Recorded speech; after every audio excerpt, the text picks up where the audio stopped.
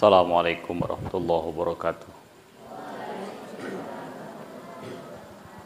Ala hazihi niyya wa likulli niyatin salihah wa ila hadratin nabil mustafa Muhammad sallallahu alaihi wasallam wa nakhussu khususan li musannif hadzal kitab Asy-Syaikh Ibrahim bin Ismail wa Syekh Burhanuddin Az-Zarnuji nafa'ana Allah taala bi ulumihi ma amin. Al-Fatihah. A'udzu billahi minasy syaithanir rajim. Bismillahirrahmanirrahim. Alhamdulillahi rabbil alamin. Ar-Rahmanir-Rahim. Maliki yaumiddin. Iyyaka na'budu wa iyyaka nasta'in. Ihdinas siratal mustaqim. Siratal ladzina an'amta 'alaihim ghairil maghdubi 'alaihim waladdallin. Amin. Ta'allam fa innal ilma zainul li ahlihi wa fadlun wa unwanun likullil mahamidi wa kun mustafidan kulla yaumin ziyadatan minal ilmi wasbah fi buhuril fawaidi tafaqqah fa innal fikha afdalu qaidi ilal birri wat taqwa wa a'dalu qasidi huwal alamul hadi ila sunanil huda huwal hisnu yunji min jami'i syadaidi fa inna faqihan wahidan mutawari'an asyaddu ala syaitani min alfi abidi fasadun kabirun alimun mutahatiku wa akbaru minhu jahilun mutanasiku huma fitnatun fil alamina azimatun imam bihi ma fi dinihi yatamassaku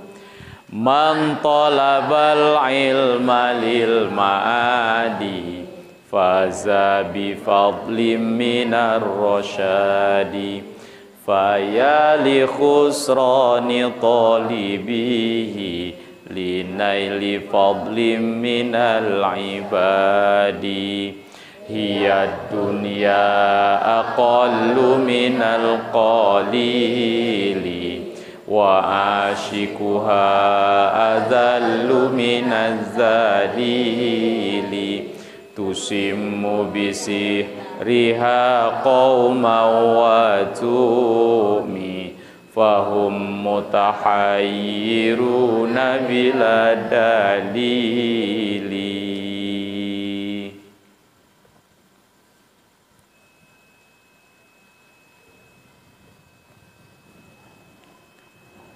Nah, anakku, kita lanjutkan pengajian ta'limul muta'allimnya.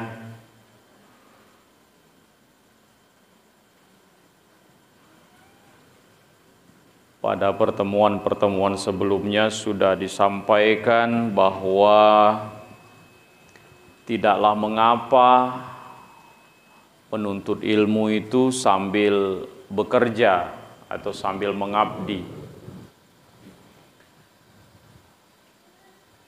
Oleh karena itu, bagi orang-orang yang telah bekerja untuk mencukupi nafkah terhadap keluarga dan tanggungannya, maka tidak dengan serta-merta menggugurkan kewajibannya untuk menuntut ilmu. Ini menunjukkan betapa besarnya kewajiban menuntut ilmu.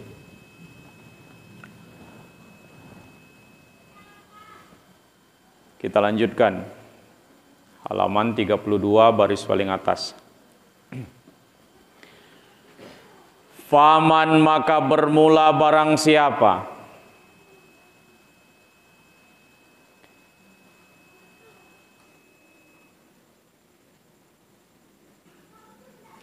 Faman maka bermula barang siapa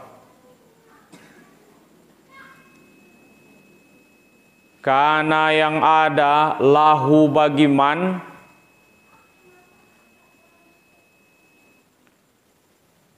apa malun harta kasirun yang banyak fani'mal malu maka alangkah baiknya harta as-solihu yang halal yang baik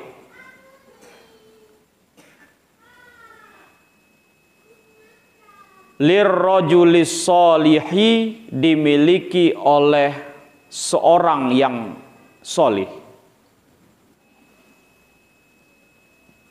Harta yang baik, harta yang didapatkan dengan cara yang halal, bagus betul ketika dimiliki oleh orang yang juga solih, orang juga baik. Kenapa? Kila dikatakan li alimin kepada seorang yang alim bima adraktal ilma bima dengan apa adrakta telah mendapatkan siapa kamu al ilma akan ilmu. Seorang alim ditanya, wahai seorang yang alim, engkau bisa mendapatkan ilmu itu dengan cara bagaimana atau dengan apa? Sehingga kau itu memiliki banyak ilmu. Nah, ini yang penting ini. Ini penting bagi anak dan juga penting bagi orang tua santri. Banyak jalan agar anak-anak, agar kalian para penuntut ilmu, atau bagi orang tua agar anaknya bisa jadi alim, anaknya bisa jadi sukses menjadi santri yang berhasil. Banyak tata cara atau trik-triknya. Nah, yang ini salah satunya.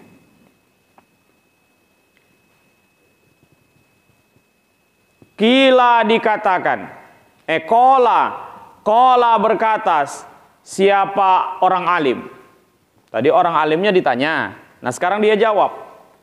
Kola telah berkata siapa orang alim? Bi abin ghaniyin, dengan ayah yang kaya. Tuh jawabannya. Seorang alim ditanya, wahai orang alim, engkau bisa mendapatkan ilmu banyak ini, apa sebabnya? Dia jawab, karena ayahku kaya. Apakah cuma kaya ayahnya? Tidak mesti. Banyak santri yang orang tuanya kaya, orang tuanya banyak harta, tetapi ketika tidak tepat penggunaannya, tidak berefek apapun kepada anaknya. Bagaimana pentingnya orang tua yang kaya dalam hal menciptakan anak yang berhasil? Li'annahu, karena sesungguhnya ayah yang kaya, karena telah ada siapa ayah yang kaya, itu yastoni'u bihi, itu yastoni'u telah berbuat bakti atau telah berbuat baik, bihi dengan hartanya, dengan harta, ahlal ilmi kepada ahli ilmu,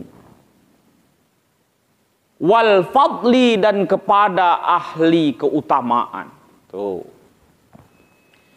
Maka ketika seorang ayah hartanya ada yang dibuatnya untuk berbuat kebajikan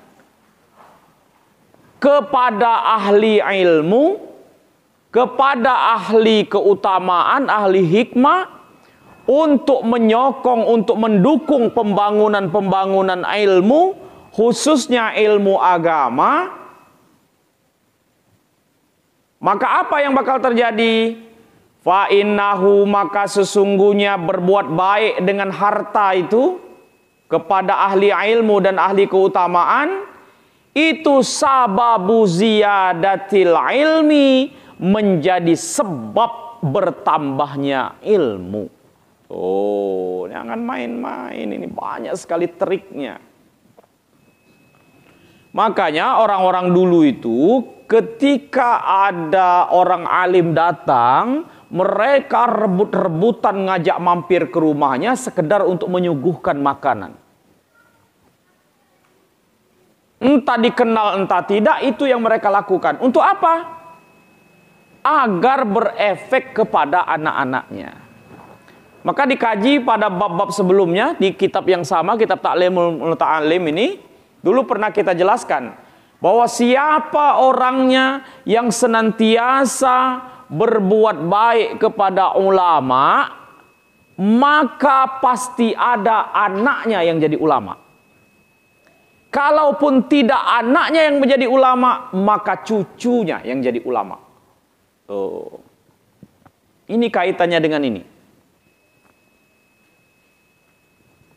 Kenapa demikian? Li'annahu, karena berbuat baik dengan harta itu syukrun, merupakan rasa syukur. Ala nikmatil akli, atas nikmatnya akal, wal ilmi, dan nikmatnya ilmu. Berbuat baik dengan harta kepada ahli ilmu dan ahli hikmah untuk mendukung kegiatan-kegiatan keagamaan, kegiatan-kegiatan ilmu, itu merupakan rasa syukur kepada Allah akan nikmat akal, nikmat sehat, nikmat harta, dan lain sebagainya.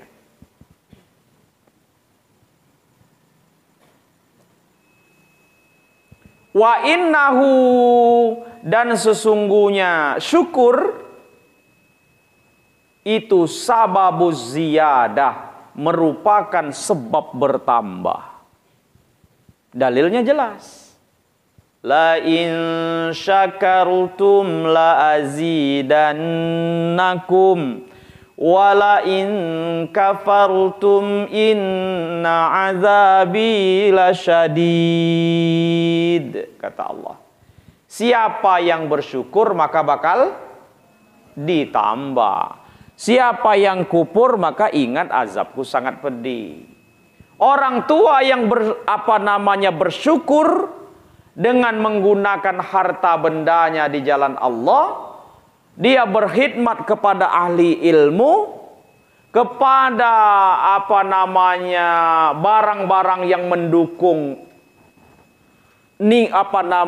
pembangunan dan pengembangan ilmu, maka yang akan bertambah adalah ilmu anaknya. Tuh. Makanya ini Pondok Pesantren Al-Fakhriyah Batu Raja 2 sedang membangun untuk menjayakan agama dan ilmu di Kabupaten Ogan Komering Ulu, khususnya agak ngembang dikit Sumatera Selatan, agak ngembang dikit Indonesia, agar ilmu bertambah. Oh bah, apakah harus banyak? Tidak. Setengah potong bata itu sudah menunjukkan bahwa kita sudah berada di barisan orang-orang yang berkhidmat kepada ilmu. Apalagi 1000 bata, luar biasa. Allah tidak hanya melihat banyaknya, tetapi yang Allah lihat berada di barisan mana kita. Cerita burung pipit sudah pernah Abah ceritakan. Yang berusaha memadamkan api yang sedang membakar Nabi Ibrahim alaihissalam dengan tetesan-tetesan air yang dia ambil dari sungai, dia bawa ke atas api, dia teteskan. Cepat-cepat lagi ambil ke sungai, dia teteskan lagi. Ngambil ke sungai lagi, dia teteskan lagi. Ditertawakan oleh binatang-binatang yang lain. Wahai burung pipit, apakah kau sadar bahwa air yang kau siramkan ke kobaran api itu tidak akan pernah bisa memadamkan api yang membakar Ibrahim? Apa jawab pipit? Betul, saya sadar bahwa air yang aku siramkan sedikit ini tidak akan pernah bisa memadamkan api ini. Tetapi minimal ketika nanti aku ditanya oleh Robku, aku ditanya oleh Tuhanku, apa yang telah engkau lakukan pipit ketika Nabi Ibrahim sedang disiksa dan dibakar, minimal aku bisa mengatakan aku telah ikut berusaha untuk memadamkan api itu sesuai dengan kemampuanku. Tuh. Wa innahu sababuz ziyadah, karena sesungguhnya syukur itu merupakan sebab bertambah. Qila dikatakan, qala telah berkata siapa? Abu Hanifah, Imam Abu Hanifah.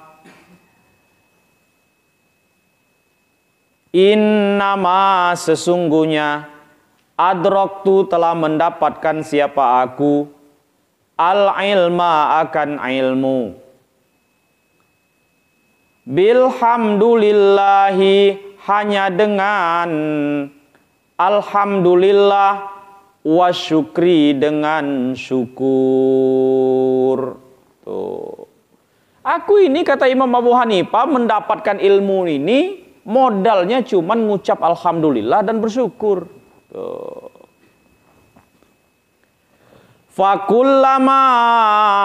Fakullama maka setiap kali faham siapa aku kata Imam Abu Hanifah, wa wufiqtu dan ditolong siapa aku ala fikhin terhadap ilmu fikih, wa hikmatin dan ilmu hikmah.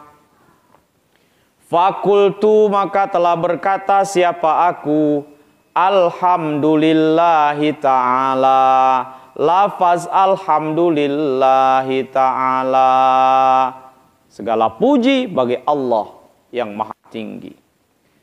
Fazdada maka bertambah ilmuku.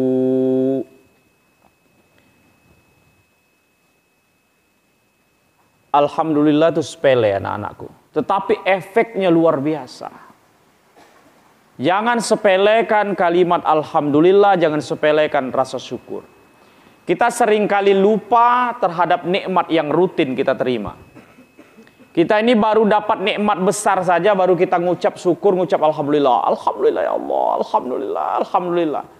Tetapi ketika kita mendapatkan nikmat yang rutin, seolah-olah kita lupa. Kita sudah biasa dikirim duit jajan 300.000 tiap bulan. Sudah biasa itu. Maka kadang-kadang justru yang ini yang kita lupa. Mengucapkan alhamdulillah, sudah datang. Alhamdulillah, terima kasih ya Allah. Itu yang kita lupa. Tapi ketika kita dilebihi oleh orang tua, oh biasa dikirim 300.000, terus dikirim 500.000, baru kita mengucap alhamdulillah. Seolah-olah yang 300.000 itu bukan nikmat.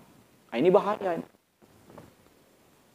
Jangan sepelehkan kalimat alhamdulillah, karena efeknya luar biasa kepada kita.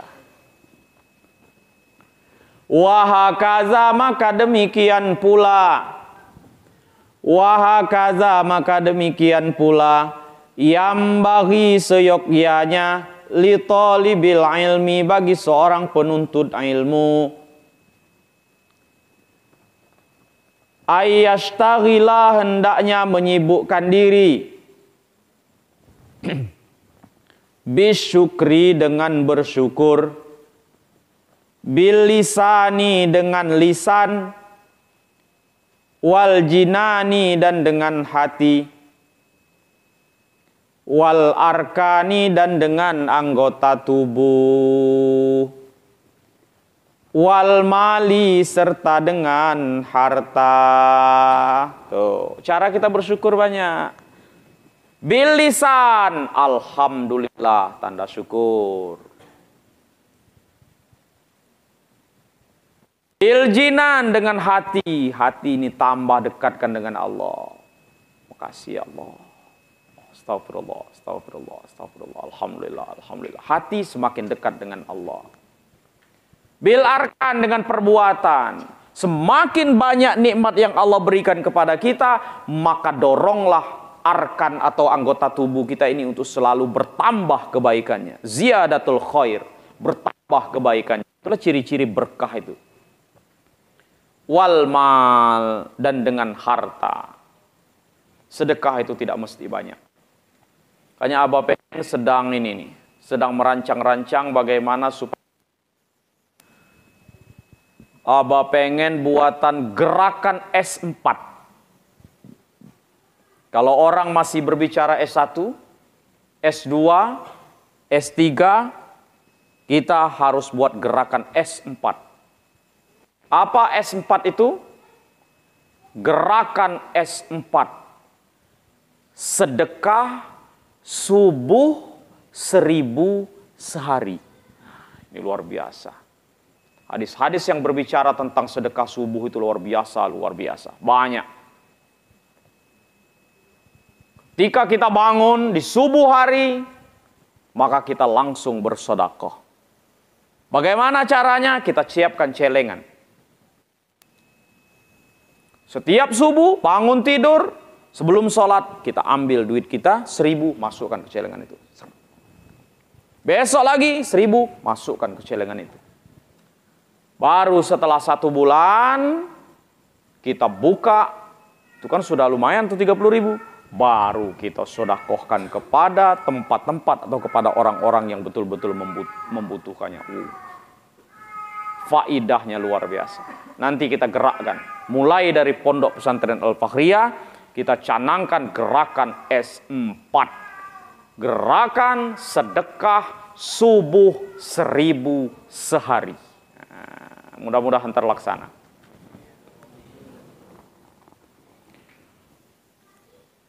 Wayaro, dan melihat. Wayaro, dan telah memahami. Siapa penuntut ilmu, al-fahma, akan kepahaman, wal ilma, dan ilmu.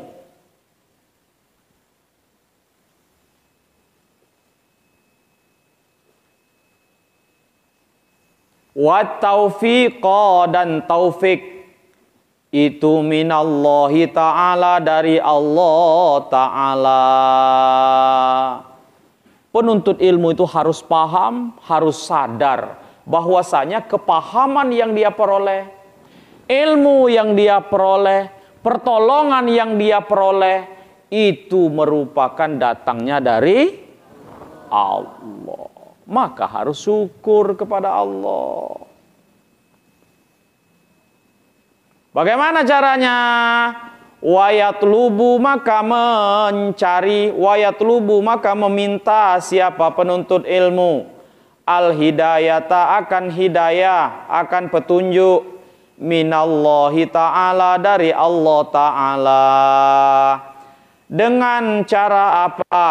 Biddu'ai, dengan cara berdoa, lahu, kepada Allah. Wattadorru'i, dan menghibah-hibah, minta yang serius, ya Allah. Tadurru ilaihi, kepada Allah.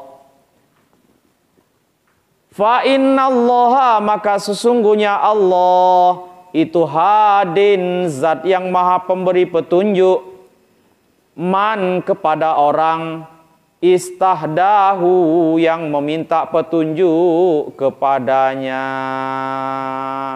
Tuh.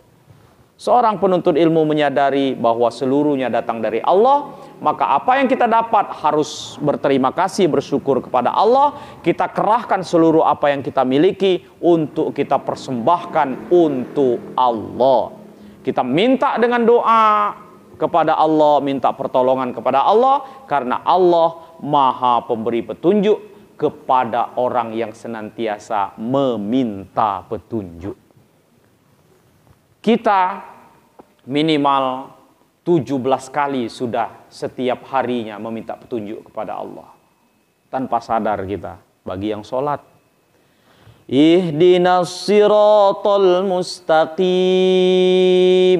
Ya Allah, tunjukilah aku ya Allah, tunjukilah kami ya Allah. Siratal mustaqim. Jalan yang lurus. Minta kita kepada Allah. Mudah-mudahan kita semua bisa menjadi orang-orang yang soleh, amin. Bisa menjadi orang-orang yang alim, amin. Yang abid, amin. Ya Rabbal. Wallahu a'lam bissawab. Wassalamualaikum warahmatullahi wabarakatuh.